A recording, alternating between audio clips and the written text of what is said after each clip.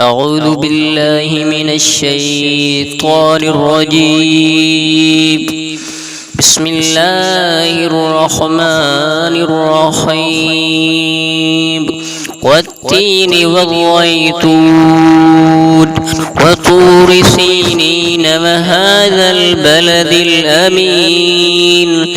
لقد خلقنا الإنسان في أحسن تقويم ثم رددناه أسفل سافلين إلا الذين آمنوا وعملوا الصالحات فلهم أجر غير ممنون.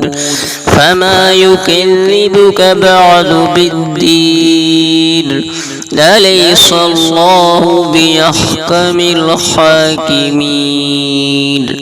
صدق الله العظيم. डेली तिलावत कुरान के new videos के लिए हमारे चैनल को सब्सक्राइब करना ना भूलें।